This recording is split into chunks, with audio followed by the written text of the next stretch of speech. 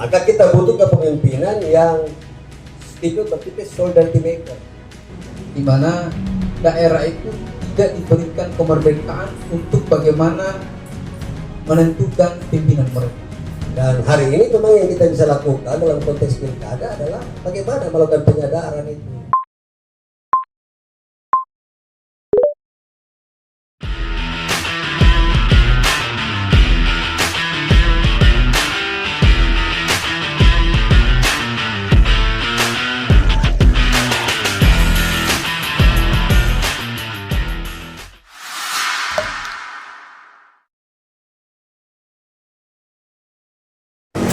Ya, assalamualaikum warahmatullahi wabarakatuh dan selamat malam buat semuanya. Kita kembali lagi di Kopi Intelektual di Universitas Muslim Buton dalam upaya menggali dan memecahkan berbagai permasalahan yang ada di daerah, utamanya masalah pemilihan kepala daerah. Ada banyak masalah yang ada di daerah kita. Salah satunya adalah masalah tentang politik transaksional. Pada malam hari ini kita mengambil tema tentang bahaya politik transaksional dalam pemilihan kepala daerah. Karena ini adalah menjadi concern utama kita dalam upaya menjaga pemilu yang damai dan berkualitas. Bukan hanya sekedar damai tetapi harus berkualitas. Dalam artian bahwa yang dilahirkan dalam pilkada itu adalah para kandidat terbaik menurut pilihan masyarakat. Bukan didasarkan pada proses transaksi yang dimana banyak suara-suara masyarakat yang dibeli dengan materi, banyak suara-suara masyarakat yang digadai hanya karena ada kepentingan tertentu, sehingga kita ditipu oleh berbagai macam rayuan, godaan maupun janji-janji palsu oleh para kandidat yang sebenarnya tidak kompeten. Pada malam hari ini kita kedatangan tamu yang cukup spesial yang beberapa hari ini viral ini ya, viral dengan ya Bang Rogi. Malam hari ini spesial kita datangkan ini Bang Zainal Arifin ya, dan beliau adalah orang yang pemikirannya sangat revolusioner ya, pemikirannya sangat rasional, bahkan banyak pendapat-pendapat dari para rasionalis atau orientalis yang dibantah oleh beliau. Yang coba kita gali pada malam hari ini. Dan yang kedua adalah Laja Nurul. Beliau adalah dari dosen Universitas Muslim Buton di Fakultas Ilmu Pemerintahan dan Hukum ya. Kita mulai saja Bang ya. Iya, kita mencari atau menggali tentang politik transaksional ini. Saya hanya minta pendapatnya, bagaimana sih pandangan Abang tentang politik transaksional ini? Apakah memang berbahaya atau memang ini biasa-biasa saja? Karena ini seakan-akan menjadi proses pembiaran. Mungkin dari Bang Zainal, silakan. Bismillahirrahmanirrahim. Assalamualaikum warahmatullahi wabarakatuh. Waalaikumsalam warahmatullahi wabarakatuh.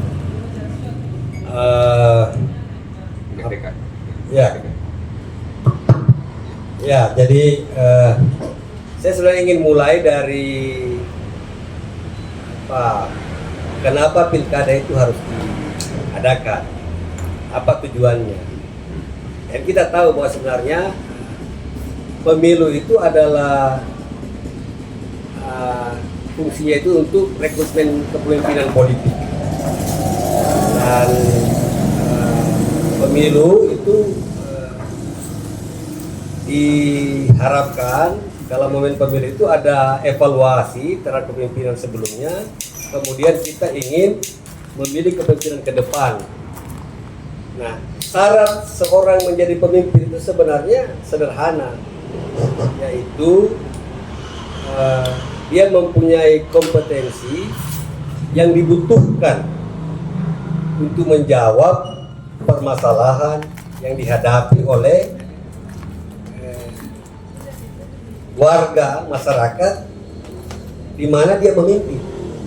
Itu syaratnya itu. Jadi makanya karakter kepemimpinan itu berbeda-beda tergantung tantangan yang dihadapi, yang dibutuhkan oleh komunitas di mana dia seseorang itu memimpin. Di era Orde Lama misalnya, apa persoalan bangsa kita yang paling mendasar waktu itu? Yang paling mendasar adalah persatuan. Pasca kemerdekaan itu persatuan. Maka kita butuh kepemimpinan yang bertipe solidarity maker. Kalau ya itu sosoknya pada Bung Karno. Kalau Bung Karno hari lahir belum tentu dia bisa jadi pemimpin besar karena tantangan yang kita hadapi juga sudah berbeda. Di era Pak Harto, terlepas dari plus minusnya, Pak Harto, kalau Gus Dur bilang orang yang paling banyak dosanya di Republik ini itu Pak Harto, tapi juga paling banyak pahalanya gitu. Tinggal ditimbang lah mana yang lebih besar. Kalau saya sebagai aktivis mahasiswa di era Pak Harto ya dia jadi common enemy sebenarnya. Tapi dari sisi kepemimpinan dia memang dibutuhkan karena kita ingin membangun negara dan kita membutuhkan kepemimpinan yang berkarakter tipe administrator untuk memutar roda pembangunan. Nah, di bawah juga seperti itu. Tantangan yang kita hadapi itu, saya memberikan 3 kriteria sebenarnya kalau kita bicara siapa figur atau sosok yang layak untuk memimpin daerah kita ke depan. Ya. Yang pertama, wali kota Bogor ke depan itu haruslah orang yang punya visi yang ajak, yang berangkat dari kondisi objektif yang dibutuhkan oleh daerah. Kita tahu daerah kita ini salah satu keunggulan komparatifnya itu adalah dia merupakan titik simpul pelayaran nasional. Jadi dia menjadi penghubung antara arus barang dan mobilitas orang dari kawasan barat dan timur Indonesia. Jadi seorang pemimpin ke depan itu harus punya visi yang ajak bagaimana mengeksploitasi keunggulan komparatif wilayah kita ini bagi kepentingan pembangunan daerah, bagi kepentingan akselerasi pembangunan daerah yang berujung pada peningkatan kesejahteraan masyarakat. Itu kriteria objektif yang pertama. Sebentar saya bicara tentang politik identitas, politik transaksional. Ya. Nah, yang kedua menurut saya seorang kepala daerah kita ke depan, wali kota ke depan itu harus orang yang sedikit banyak memahami manajemen dan kultur birokrasi. Kenapa? Karena di daerah kecil seperti Bau-Bau ini peran birokrasi itu masih sangat sentral.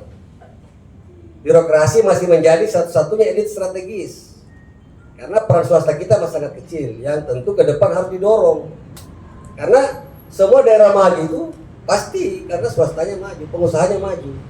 Makanya saya selalu bilang, pengusaha itu harus diberi penghargaan karena dia yang membuka lapangan kerja, dia menggaji orang. Nah, mungkin pemerintah berdagang.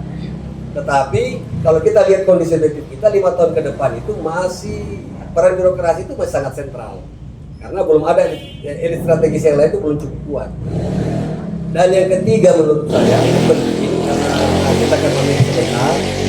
Yang ketiga menurut saya kriteria yang paling penting, kompetensi yang dibutuhkan untuk menjadi wali kota yang ideal itu adalah daerah kita ini bekas daerah kesultanan yang dikenal dengan budaya yang luhur, yang adiluhur. Kita baca Martabat 7 itu, saya juga baru mulai baca sepotong-sepotong karena saya sendiri adalah saya pewaris sah negeri ini, tapi tercerabut dari akar kultural saya karena lebih banyak di luar tuh. Ya. Nah, itu betul-betul Martabat 7 itu karya agung yang luar biasa. Sayangnya dia kurang yang menjadi juru bicara untuk mengangkat ini Martabat 7 sebagai satu diskursus di tingkat nasional bahkan dunia. Yeah. Itu lebih teras politika yang ada dalam Martabat 7 itu 150 tahun mendahului Montesquieu itu. Jadi wali kota ke depan itu karena yang kita pilih bukan wali kota sebenarnya. Jadi yang kita pilih kepala daerah karena wali kota itu adalah perwakilan pemerintah pusat. Jadi karena dia kepala daerah yang kita pilih, dia menjadi simbol budaya kita. Jadi orang yang punya kompetensi yang ketiga tadi yang layak menjadi wali kota ke depan itu adalah orang yang betul-betul bisa menjadi representasi budaya kita. Itu. itu. Ya, tapi begini Pak, saya potong. Apakah dalam politik yang sekarang Pak, ya, seperti yang menjadi indikator tiga indikator tadi, apakah bisa terwujud? Di satu sisi kita berhadapan dengan politik transaksional gitu. Ya. Jadi inilah yang kenapa saya harus angkat ini soal kriteria. Itu tadi kita harus memberikan pencerdasan kepada masyarakat untuk melawan politik transaksional itu. Itu persoalannya. Kalau ini yang dominan, ya padahal kita abai dan kriteria-kriteria objektif tadi. Itu yang saya maksud. Kenapa saya harus berbicara lebih? Ya. Jadi kita harus mendorong UMU sebagai kelas menengah daerah. Ya, memang kita semua atau kita semua ini yang ada di luar ini harus, kita sebagai kelas menengah harus punya tanggung jawab moral untuk mendorong agar pilkada kita nanti itu betul-betul berkualitas. Dia tidak hanya seremonial gitu. Ya. Nah, saya melihat potensi transaksi politik itu sangat besar di bawah. Ada beberapa kandidat yang saya tidak punya kompetensi apa-apa. Mereka hanya ya Andalkan uangnya saja. ya karena ya apa ya mungkin perpanjangan tangan dari beberapa apa ya cukong-cukong itu, kalau saya dulu seperti itu, yang kemudian didoronglah dia maju nih sebagai kepala daerah. Nah itu indikasinya sangat kuat karena memang kita tidak punya, dia tidak melihat jejak dan yang panjang akar sejarahnya ini. Sehingga saya menulis sebenarnya di beberapa hari lalu itu sebagai bentuk tulisan dari seri Pilkada Kota Bau-Bau. Saya membedakan dua jenis kepemimpinan. Salah satunya itu adalah kepemimpinan kapten perahu. Kapten perahu. Ya, yang berakar pada budaya maritim. Jadi dalam kepemimpinan kapten perahu itu, pemimpin itu tidak boleh ujuk-ujuk dari bawah. Tidak boleh ujuk-ujuk tiba-tiba seperti calon roping dari seperti di Orde Baru itu. Jadi bupati atau wali kota yang terpilih itu tidak menggambarkan keinginan yang real masyarakat di daerah, tapi lebih dipaksakan dari atas, top down. Yang kedua, Nah, kepemimpinan kapten perahu itu kepemimpinan itu harus dari bawah. Dia harus berjenjang. Orang bisa menjadi nakoda di perahu itu harus berkarir dari bawah. Dia harus mulai dari mungkin tukang masak, tukang ikat tali layar, kemudian jadi masinis, jadi juru mudi, kemudian jadi kapten. Dia tidak boleh ujuk-ujuk jadi kapten itu sebelum melalui jenjang itu. Karena kepemimpinan itu harus orang yang punya pengalaman. Dan ada etos kepemimpinan kapten perahu itu bahwa dia bertanggung jawab terhadap keselamatan pelayaran dan kalau terjadi dia harus kompeten sehingga dia paham. Dengan hanya melihat arah bintang dia melihat bintang dia tahu arah. Dia bisa memprediksi kapan datang badai. Dan dia orang yang harus punya kompetensi untuk bisa memutuskan dengan cepat. Karena kalau kapal tiba-tiba kena badai, dia harus salah pemerintah, harus menentukan sikap. Kemudian etos kepemimpinan kapten perahu itu, kalau ada nakoda, kapal mau karam, dia harus orang terakhir yang meninggalkan kapal sebelum dia memastikan dulu keselamatan seluruh penumpang dan anak buah kapal sebelum dia sendiri menyelamatkan diri. Kalau terjadi dia lagi belum menyelamatkan diri dan abai dengan tanggung jawabnya itu akan menjadi aib besar, tidak hanya kepada dirinya tapi juga kepada keturunannya, turun-temurun itu. iya. Nanti sebentar mungkin Abang, nanti digali lagi terkait dengan kapal ini karena ini menarik kayaknya. Saya masuk ke Pak Januru ya. Pak Januru, kita lihat sekarang politik transaksional ini seakan-akan nyata di depan kita. Ini bukan hanya katanya-katanya. Apa yang harus kita lakukan sebenarnya terkait dengan politik transaksional ini? Karena sepertinya baik itu peran penyelenggara dalam hal ini adalah Bawaslu maupun lembaga-lembaga terkait yang melakukan pengawasan dalam pilkada ini agar mewujudkan pilkada damai, seakan-akan ini ompong gitu. Apa sebenarnya yang harus kita lakukan untuk memangkas proses politik transaksional ini? Silakan. Oke, terima kasih moderator. Jadi pertama-tama saya ucapkan selamat bergabung di Kopi Intelektual buat abang saya, Bang Benal Riha. Dulu saya basic training di HMI, dia juga salah satu narasumber. Jadi saya bangga sekali malam ini kita bersama-sama dengan beliau dalam satu tema penting yang harus kita bahas secara tuntas. Baik, kalau tema malam ini saya kira tema penting dan substantif, sedang menguras energi banyak pihak, ya kan? Kalau kita lihat prosesinya. Namun menurut pendapat saya, yang bermasalah dari pilkada langsung yang hari ini kita sedang hadapi adalah filsafat politik dari para aktor. Jadi kita belum selesai memahami bagaimana sesungguhnya filsafat politik itu kita jadikan sebagai rujukan kita. Ya, agak dekat mungkin Bang ya, Bang ya. Iya, agak dekat dengan ini supaya suaranya agak terdengar. Ya. Jadi kalau kita bicara konteks Indonesia, pilkada itu umurnya baru ya setelah reformasi ya. Pilkada langsung itu tahun 2005, kemudian pemilu langsung itu tahun 1999. Iya. Dan ini salah satu buah atau rekomendasi dari gerakan reformasi setelah kita 32 tahun kemudian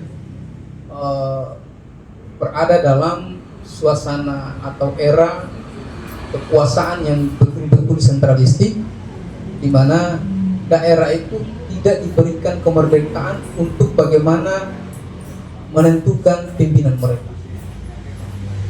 Dan akibat sentralistik itulah kemudian muncul pemikiran-pemikiran kritis yang mencoba menggeser sistem sentralistik ke sistem desentralisasi. Jadi salah satu rekomendasi reformasi itu selain bagaimana pemilihan langsung baik di level nasional maupun di level lokal, ada juga sistem yang ditawarkan yaitu desentralisasi ya.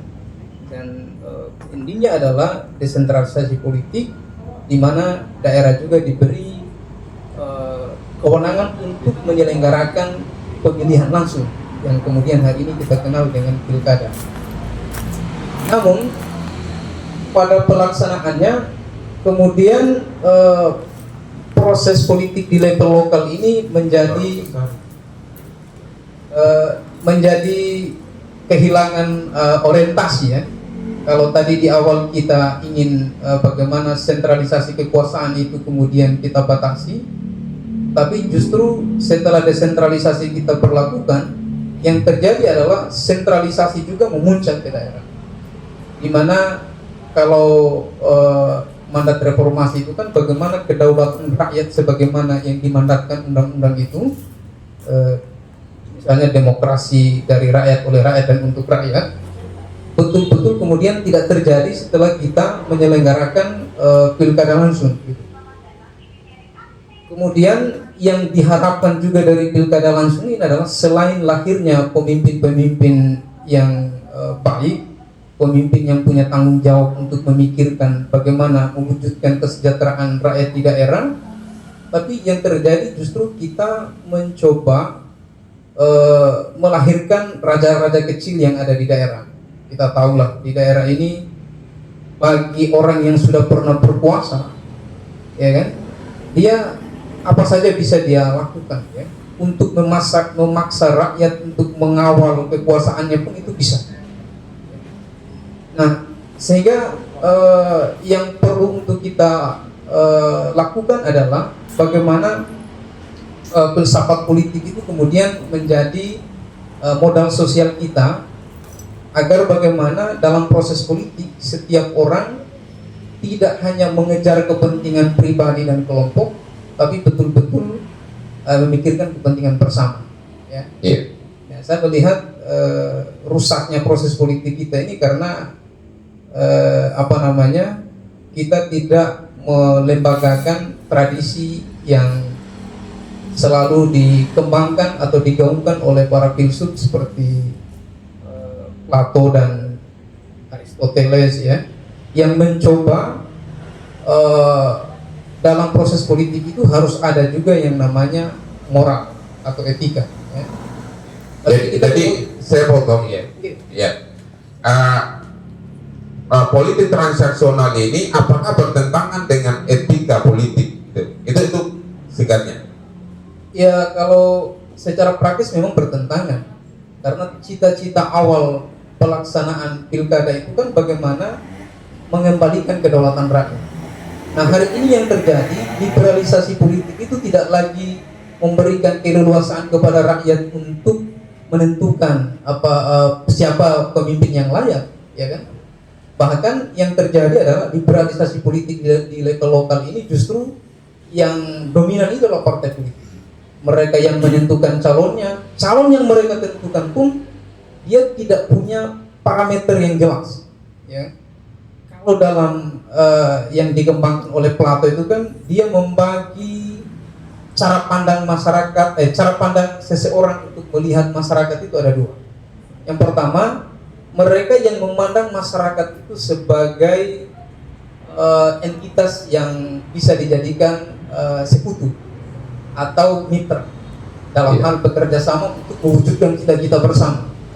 Yang kedua, mereka yang memandang masyarakat sebagai entitas yang menjadi pemicu terjadinya konflik. Jadi kecenderungan kita adalah memilih yang kedua ini. Ya. Memilih yang kedua. Nah, dan proses politik adalah cara yang paling praktis untuk menentukan atau melihat siapa kawan dan musuh kita. Iya, oke. Saya kembali lagi ke Bang Zainal. Ini ada hasil penelitian dari para pakar. Salah satunya saya agak teringat dengan ucapan salah seorang Profesor Siti Zuhro. Dia adalah pakar politik dari Universitas Indonesia kalau tidak salah ya. Yang mengatakan bahwa politik pilkada secara langsung ini berimplikasi pada biaya yang tinggi. Sementara hasil penelitian dari KPK Bang, bahwa 80-90% itu para kandidat mengambil uang dari para cukong untuk membiayai proses politiknya. Ini yang susah kita bendung, proses transaksi politik transaksional ini, Bang. Kalau menurut Abang gimana ini? Ya, silakan. Ya, jadi tadi saya mulai bicara dengan kriteria ya. Oh, kriteria ya. Oke. Saya tadi ya untuk memberi perspektif kepada kita bagaimana seharusnya acuan-acuan yang digunakan untuk memilih pemimpin ke depan. Kalau kita mau bicara desain pilkada kita memang ya betul itu memang kasih pakai apa pilkada kita itu apa high cost ya high cost. Ya. Sehingga dalam praktek itu hampir semua kandidat itu harus menggunakan cukup. Ada yang pakai modal sendiri karena masih mahal. Yeah. Makanya tidak heran kalau kemudian banyak sekali tuh calon-calon banyak sekali para kepala daerah baik tingkat kabupaten, kota maupun provinsi yang ketika terpilih itu tiba-tiba ditangkap oleh KPK. Jadi main petak umpet ya karena high cost ekonomi. Yeah. Saya pernah dipaparkan oleh sampai ada testimoni dari senior saya. Dia menggambarkan dia waktu itu calon gubernur, setelah jadi bupati 2 periode, mau maju gubernur dia gagal karena dia sampaikan dia tidak punya cukup modal. Padahal 2 kali jadi bupati. Menurut dia untuk bisa menjadi bupati itu modalnya itu cukup dengan katakanlah 1 kali jadi bupati itu terbayar itu. Jadi yang kedua tuh sudah bisa kumpul duit gitu. Terbayar dia pilkada itu dengan memainkan tender belanja barang dan jasa dalam APBD. Iya. Tapi untuk menjadi gubernur di daerah yang cukup besar itu memang apa ya? Memang 2 periode jadi bupati itu nggak cukup. Masih kurang modal sehingga betapa besar 10 tahun tidak cukup ya untuk membayar itu. Ya, dengan memainkan tender. Kita bisa bayangkan misalnya seorang Nurdin Abdullah di Makassar yang terkenal sangat berintegritas itu pada akhirnya juga harus melakukan ritual yang sama dan pada akhirnya juga ketangkap juga. Ya, kalau orang ditangkap itu katanya ya karena sial aja karena sebenarnya semua praktiknya Kena apesnya, Pak. Ya. Jadi memang high cost ekonomi ya, dan pada akhirnya kalau kita bicara ragim dalam politik itu kan tidak ada makan siang gratis. Ya. Artinya makin besar biaya yang dikeluarkan oleh para calon, maka makin besar juga dia harus mencari kompensasi dari biaya itu. Kalau kita mancing ikan di laut, makin besar umpannya, berarti makin besar juga ikan yang ingin kita ambil. Iya. Nah, yang repot ini sebenarnya itu tadi, kalau Pak Janul bicara tentang etika politik dan sebagainya, memang apa ya? Saya mempertanyakan sebenarnya apakah moralitas itu terwadai dalam politik Indonesia. Saya kira sampai hari ini saya belum melihat realitasnya itu. Karena memang persepsi kita tentang kekuasaan itu berbeda dengan apa yang dirumuskan oleh para filsuf, misalnya seperti yang tadi dijadikan acuan itu. Bagi kita kekuasaan itu adalah kenikmatan, status sosial dan bukan pengabdian. Nah, jadi memang dengan desain politik seperti ini yang high cost dan sebagainya itu memang sangat susah kita berharap pilkada itu kemudian bisa berkualitas. Meskipun begitu, saya kira memang menjadi kewajiban moral kita untuk mendekatkan antara realitas itu dengan idealitas. Iya. Jadi dalam demokrasi itu kan ada demokrasi sebenarnya itu dibangun dari satu asumsi yang menurut saya sesat, karena setiap orang dianggap paham apa yang terbaik bagi dirinya sehingga diberi otonomi untuk memilih itu masing-masing orang. Jadi menurut abang ini demokrasi ini sesat gitu? Ya, ada cacat bawaan secara teoritis. Ini sama dengan pendapatnya Aristoteles ini? Iya, ada cacat bawaan. Tapi dalam demokrasi sendiri, meskipun begitu, demokrasi itu sampai hari ini oleh teknologi pemikiran politik masih dianggap sebagai cara yang terbaik. Oh, cara yang terbaik. Dalam teknologi pemikiran politik kita belum bisa menemukan satu model yang lebih baik dan demokrasi untuk bagaimana menata kehidupan sosial itu secara lebih beradab. Dan dalam demokrasi itu ada ruang yang tersedia untuk selalu memperbaiki dirinya.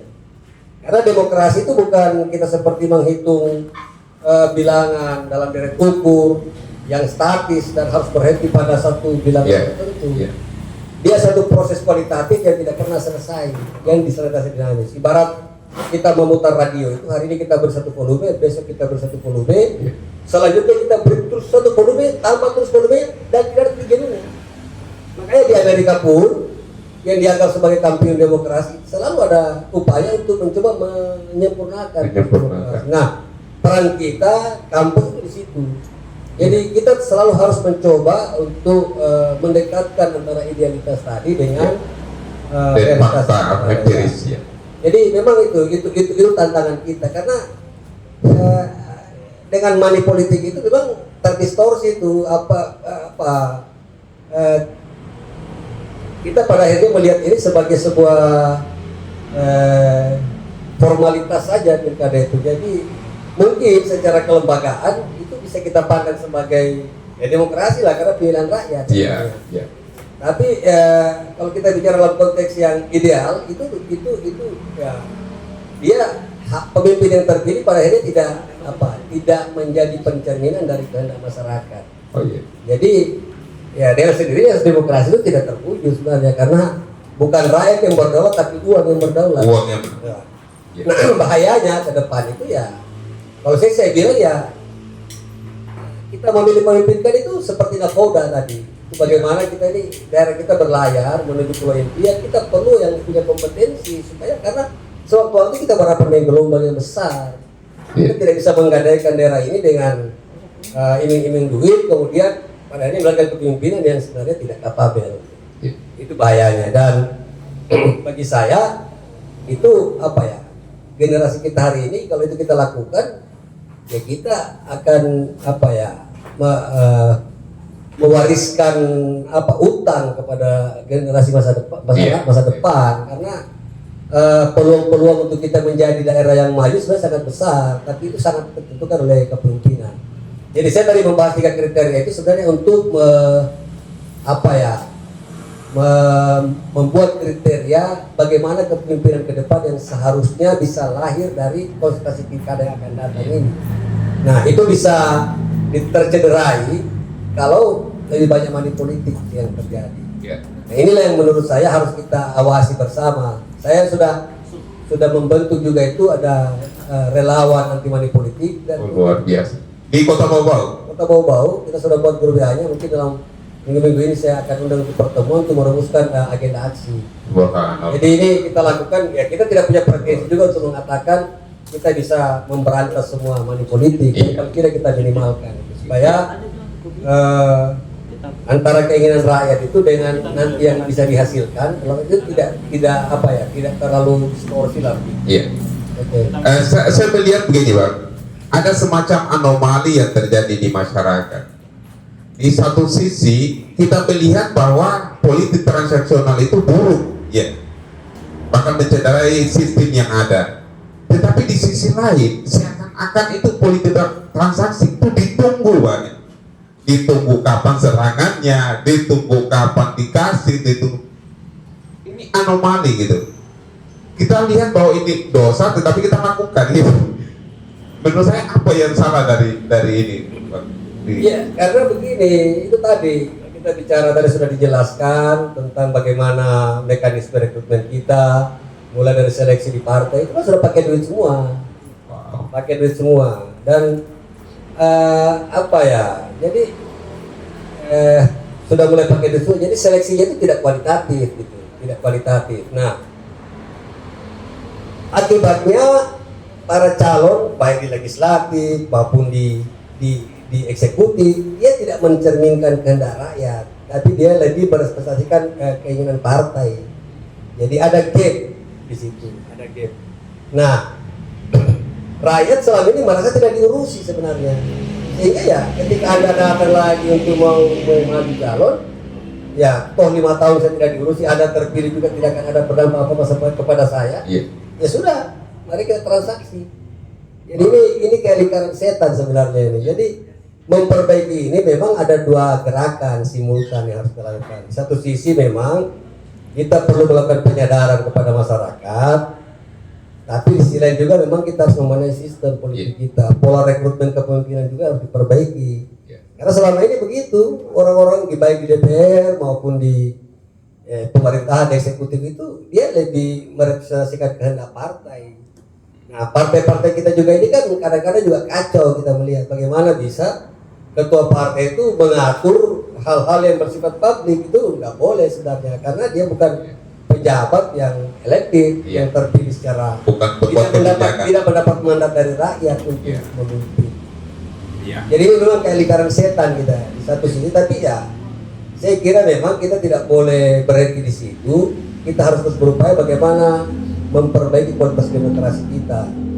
Dan hari ini memang yang kita bisa lakukan dalam konteks pilkada adalah bagaimana melakukan penyadaran itu supaya betul-betul money politik itu tidak menjadi hantu yang kemudian mencederai proses pilkada yang ada. Dan kemudian pada ini kan kalau prosesnya salah sudah pasti kepemimpinan SMK juga salah. Nah, itu. Jadi memang itu tantangan kita. Tapi di sisi lain juga memang mekanisme rekrutmen itu harus diperbaiki. Ini yang saya menurut saya harus Oke, ya. Sekarang saya di bagian dulu. Saya teringat dengan pendapat dari salah seorang filsuf di Indonesia, namanya Romo Magnus Suseno. Magnus Suseno mengatakan bahwa adanya politik transaksional ini karena adanya hilangnya trust masyarakat terhadap para kandidat, sehingga yang mereka lakukan adalah ya yang ada saja gitu, yang pemikirannya apa yang ada sekarang itulah yang mereka lakukan gitu. Ada cedera-cedera masalah lalu yang dimana banyak janji politik yang tidak terrealisasi. Itulah yang sehingga Magnus Suseno mengatakan bahwa ada ketidakpercayaan masyarakat terhadap para kandidat gitu. Menurut Abang gimana ini kalau dalam pandangan Abang? Apakah betul ini transaksi politik ini akibat dampak dari kurangnya percaya pada para kandidat? Silakan. Sebelum saya apakah membenarkan pandangan Frans itu atau tidak, kita harus jujur dulu melihat Oh, sebetulnya yang pertama kali menyodorkan uang itu kan sebetulnya para elit juga. Jadi mereka mencoba melakukan langkah pragmatis agar secepatnya mendapatkan legitimasi dari rakyat, sehingga modal yang mereka gunakan bukan lagi gagasan tetapi uang itu tadi, ya. Nah, situasi itu mereka pilih karena mereka lihat juga bahwa kondisi masyarakat itu sedang butuh uang. Artinya faktor kemiskinan itu menjadi pemicu juga munculnya pragmatisme di tingkatan masyarakat kita. Nah, sehingga ketika mereka sodorkan uang, ya sudah dijadikan sebagai tradisi, meskipun hal itu sebetulnya bertentangan dengan asas atau ketentuan perundangan yang menjadi dasar pelaksanaan pemilu ataupun pilkada. Nah, tapi saya setuju tadi bahwa penyadaran politik atau pendidikan politik itu harus betul-betul dijalankan secara masif, dan kita tidak harus mengharapkan katakanlah lembaga yang secara konstitusional diberi kewenangan seperti KPU, ya. Sebetulnya partai politik memang mereka harus menjadi kekuatan garda terdepan untuk pelembagaan pendidikan politik. Tidak hanya misalnya mereka menyodorkan kandidat yang notabene parameternya juga tidak jelas, ya. Harusnya mereka melakukan itu. Kemudian elemen lain yang tidak kalah urgennya juga untuk melakukan bagaimana pendidikan politik yang masif adalah masyarakat kampus, ya. Misalnya kalangan akademisi atau intelektual ex mahasiswa. Jadi peran-peran yang tidak dijalankan oleh partai politik itu sesungguhnya harus tergantikan dengan kesadaran dari masyarakat kampus tadi, dalam hal ini akademisi atau para mahasiswa, ya. Saya beberapa pertemuan yang lalu saya juga sempat di forum ini juga kalau saya tidak salah pernah saya katakan bahwa salah satu pemicu munculnya pragmatisme di tengah-tengah masyarakat kita itu karena kalangan intelektual menjauhi masyarakat dan yang masih melakukan pendekatan terhadap masyarakat adalah justru para elit, ya kan? Yeah. Dan kepentingan mereka adalah supaya cepat-cepat mendapatkan dukungan. Nah, maka alat yang mereka gunakan adalah uang itu tadi, bukan lagi bagaimana gagasan besar yang harus mereka tawarkan kepada kita. Akhirnya sebetulnya masyarakat kita juga secara tidak langsung melegitimasi juga bukan saja proses pembodohan, tapi itu juga bagian dari pembunuhan secara perlahan buat posisi mereka, ya.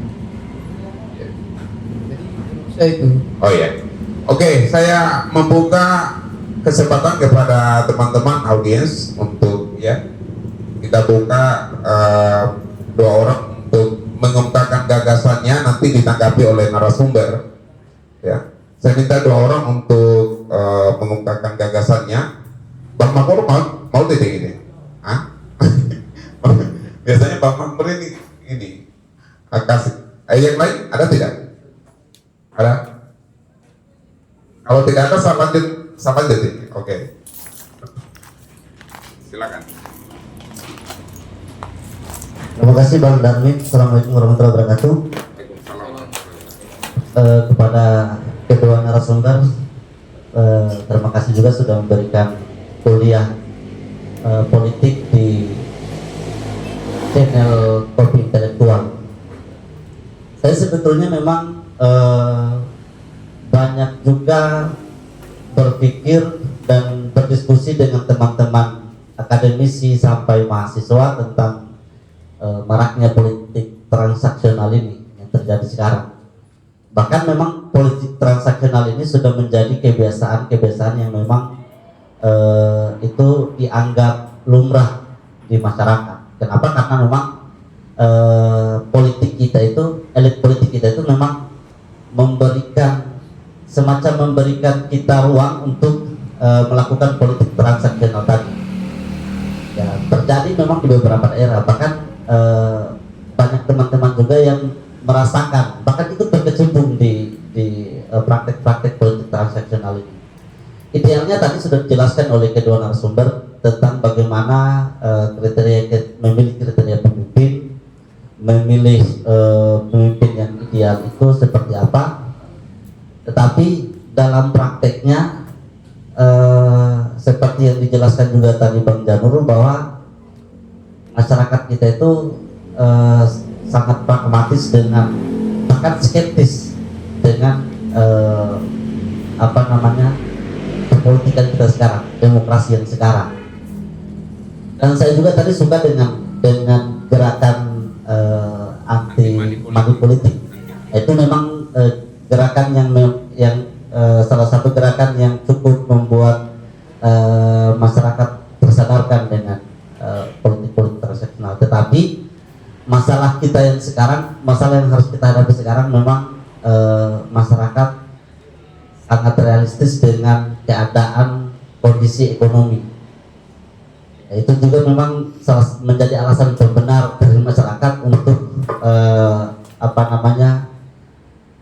bukan juga terpaksa, tapi kayak sudah menjadi hal yang memang harus mereka lakukan. Kenapa? Karena di sisi lain kalau mereka tidak ambil uang dari kandidat itu, mereka pikir mereka mau makan apa, gitu. Rasa-rasanya setiap event pemilihan, setiap event pilkada itu mereka jadikan sebagai penghasilan tambahan per musimnya atau per eventnya. Setiap musim pilkada, setiap musim bercaleg, itu masyarakat kayak sudah jadikan itu sebagai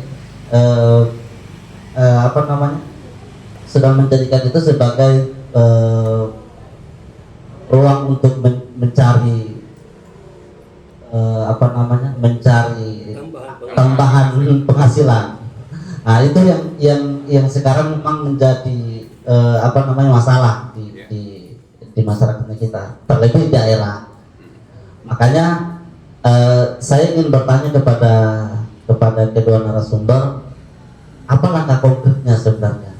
Saya bukan bertanya dalam konteks idealnya, tapi dalam konteks realitasnya. Langkah konkret seperti apa? Tadi sudah dimulai soal gerakan anti money politik di masyarakat. Tetapi ini memang membutuhkan keberanian juga. Kenapa saya katakan membutuhkan keberanian? Karena memang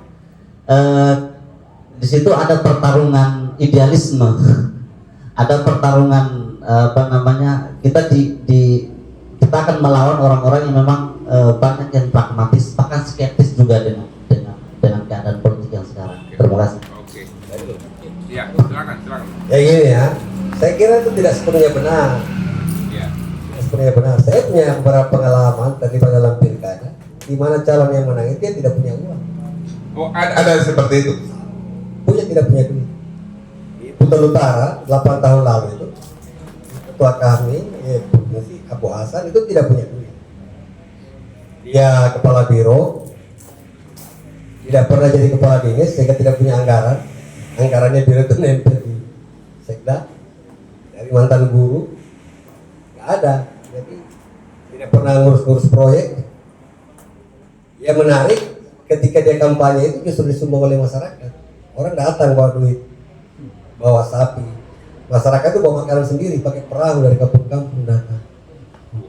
Saya bantu. Yang dilawan siapa?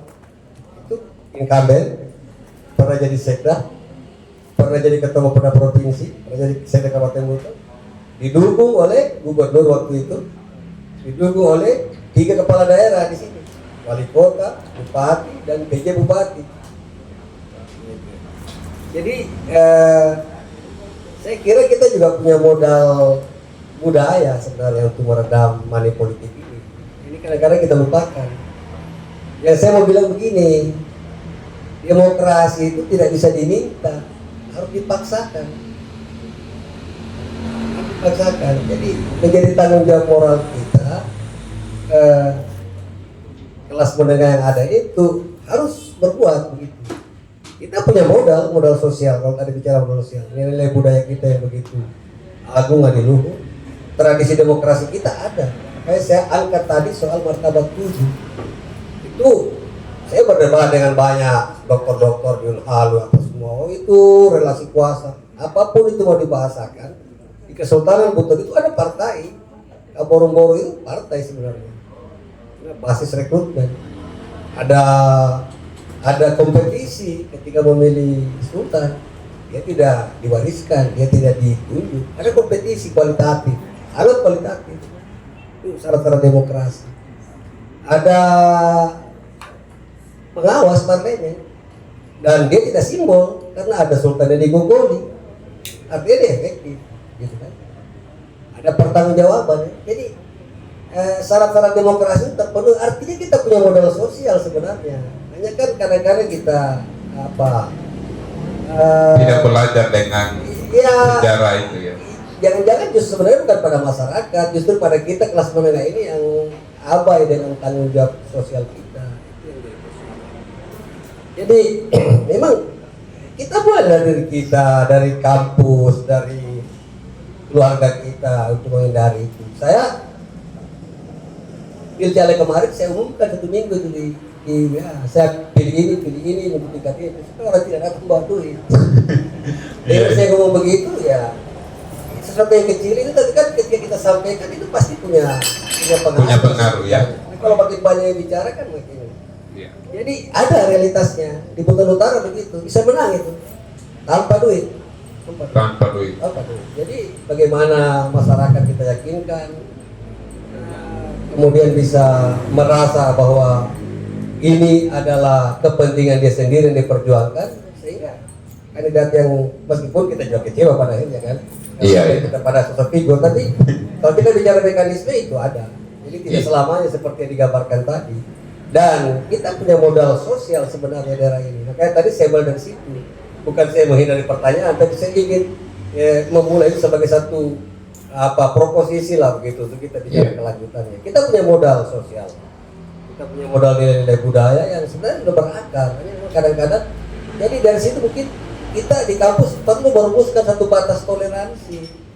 Ini kan soal seperti ini, meskipun memang ya kalau kadang-kadang kita melegitimasi keadaan, oh ya ini memang demokrasi itu hanya bisa mapan kalau kita punya income per kapita sudah $6.000 misalnya. Saya kira tidak juga, karena itu tadi kita punya modal sosial seperti itu. Nah jadi ini pertarungan sebenarnya antara pragmatisme dengan bagaimana idealisme tadi. Ini kan tidak ada demokrasi itu diminta, dia pasti diperjuangkan. Jadi kalau kita mau lihat daerah dan melihat pilkada ini dia bagus dan berkualitas, tugas kita memperjuangkan itu, bukan menerima kenyataan. Saya kira itu. Dan kandungan bagaimana dasar-dasar pemerintahan itu dijalankan di level gubernur, bahkan di level wali kota, bupati itu juga menghadirkan itu bukan biaya murah.